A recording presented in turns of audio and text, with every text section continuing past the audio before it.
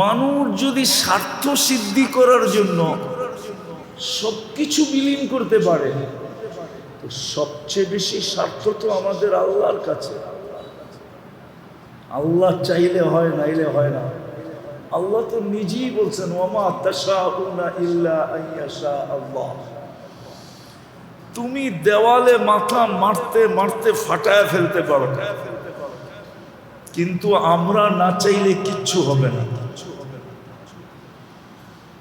আবার আল্লাহ এটাও বলছে যে আমি কখন তোমার পক্ষে যাব। হাদিসে এটাও আছে, কুল্লি কামা উরিদ আকুল্লাকা কামা তুরিদ। আমি যেমন চাই তেমন হও, তো তুমি যেমন চাবে আমি তেমন করব। কুল্লি কামা উরিদ আকুল্লাকা কামা তুরিদ।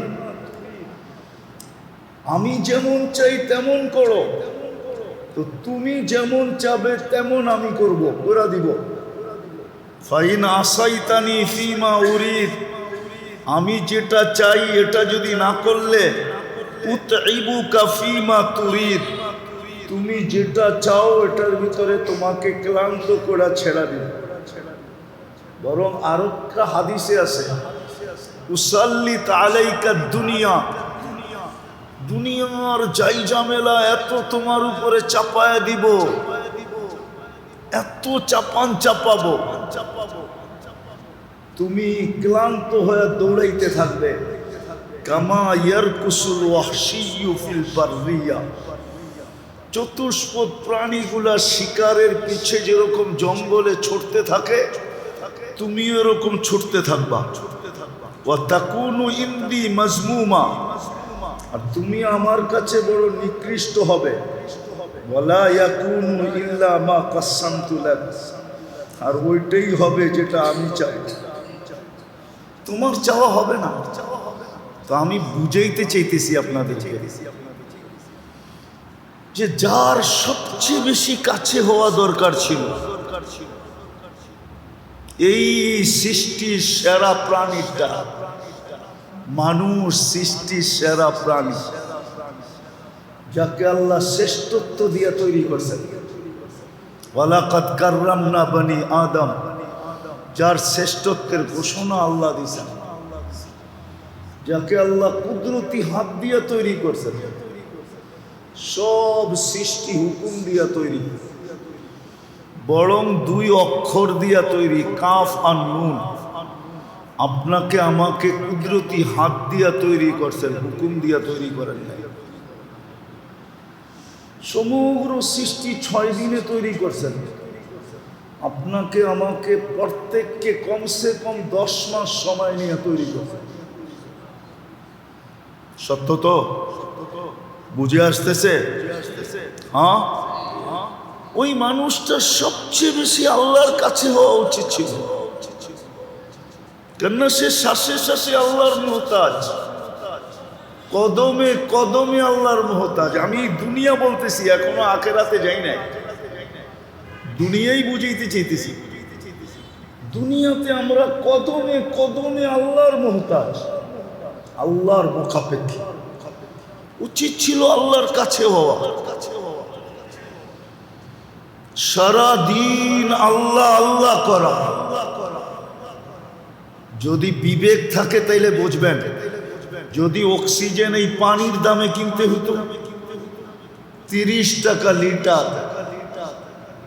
তাইলে ডেলি 16,500 টাকা শুধু অক্সিজেনের বিল দিতে হইতো। বিশ্বাস হয় না? 550 লিটার অক্সিজেন নেই আমরা ডেলি 24 ঘন্টায়, 30 টাকা পার লিটার। 550-কে 30 দিয়া গুণ দেন, দেখেন 16,500 টাকা হবে পার ডে।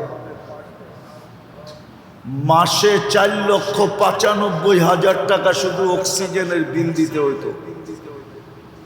ওটা বিনা পয়সায় আল্লাহ আমাদেরকে ডেলি দিতেছেন। ঢাকা শহর, আপনাদের এই এলাকার ওয়েদার বলে না, পরিবেশ বলে না এখানের অক্সিজেন পিওর থাকবে। রাগ হয়ে গেলেন? দুনিয়ার থেকে আনেন বড় বড় শিক্ষিত লোক, আইনা এখানে ছেড়ে দেন, ও বলবে তোমাদের পরিবেশ বলে না, তোমাদের অক্সিজেন পিওর থাকবে। আর অক্সিজেন যদি পিওর না হইতো তাহলে কে বাঁচতেন? আরে বলেন না। হ্যাঁ, কিন্তু আমাদের পরিবেশ বলে অক্সিজেন দূষিত হওয়া দরকার ছিল, কিন্তু আল্লাহ কুদরত দিয়া পরিবেশকে পরিবেশের জায়গায় রাখছেন, আর অক্সিজেনের পিউরিটিকে তার জায়গায় রেখা ডেলি আমাদেরকে পিওর অক্সিজেন বিনা পয়সায় দিতেছে। এই জন্য আমার কথা ছিল এটাই, যে যেই মানুষটা সৃষ্টির সেরা,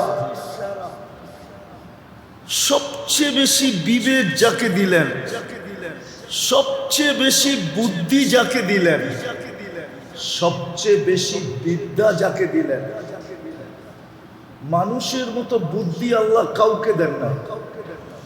যদি দিত, শুধু কাল্পনিক কথা, এটা বিজ্ঞান এখনো প্রমাণ করতে পারে নাই, শুধু বলে এলিয়নরা আমাদের চেয়ে বেশি বুদ্ধিমান, শুধু বলে, আজ পর্যন্ত কোনো অকাঠ্য প্রমাণ দিতে পারে নাই বিজ্ঞান।